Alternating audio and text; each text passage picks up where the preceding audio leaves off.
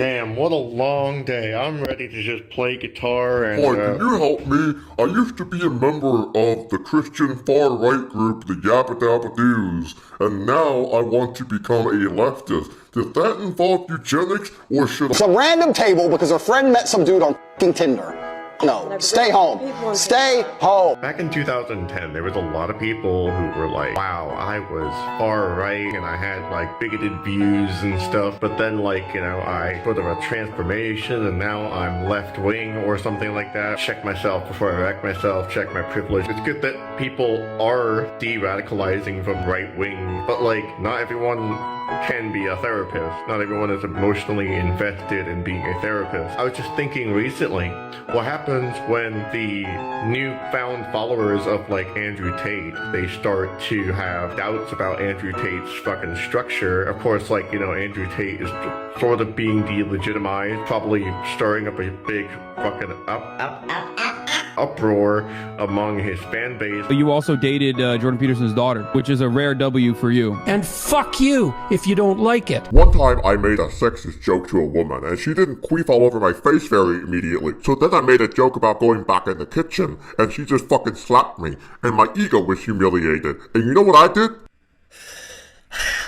What, Andrew? You see, I pissed my pants and I didn't want her to know about it. Deplatforming that all these networks have done, you know, like Facebook and all that. Facebook, I think Spotify, I think YouTube and Twitter. I don't know all of them. I think, yeah, just Meta in general, including Instagram. And that's probably for the better. I don't know if I, you know, can really justifiably say that if somebody is de-radicalizing from Andrew Tate in like 10 years or whatever, that I can be there for them, because I'm already like emotionally spent, you know what I'm saying? And I know a lot of people are too. So I did what any rational person would do and just refuse to look inward, to self-reflect. I got a Bugatti over there. Who cares about self-reflection anyway? My worth is measured by the amount of Bugattis I have. There's no value to life other than the amount of Bugatti that you have. She tried to talk to me about this intersectional feminism thing and how men are oppressed too. I'll tell you how men really are oppressed. When I was 13 years old, my mother wouldn't give me chicken nuggets when I demanded that she give me chicken nuggets. And you know what I did? I threw the biggest temper tantrum like a fucking baby. So it's just like, I'm starting to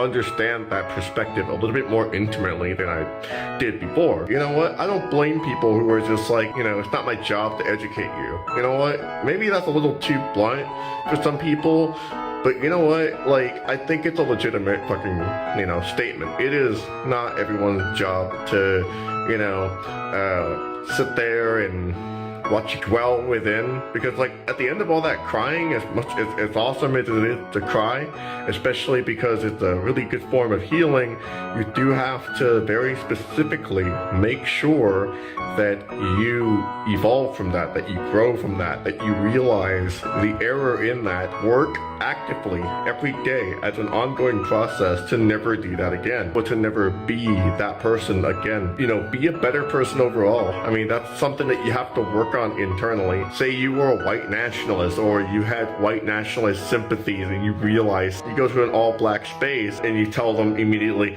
oh, I used to be a part of this hate group or something.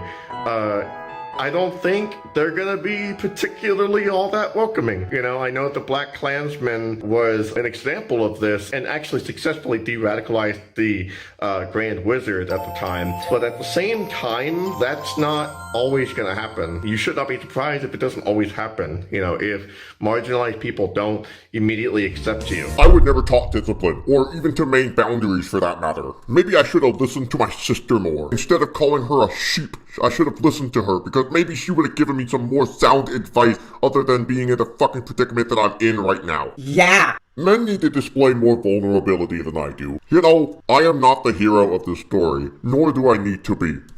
Might doesn't make right. It just makes you a fucking asshole. And maybe I should just shut my fucking mouth for once. Way too many kickboxing matches for me. I quit. I think it's really foolish when people just kind of, you know, assume that trans people and people of color and indigenous people and non-binary folks etc. That we're all here to be your teachers. Sometimes, yeah, but that's among those who choose to do so. I do so, but there are other times where I don't choose to do so. I do the best I can to be there for people, but it's like, I hate when people expect that of me, and that's unjustified, I think. We need better access for abortions, higher education, and gender-affirming care. Not some jackass's Discord server.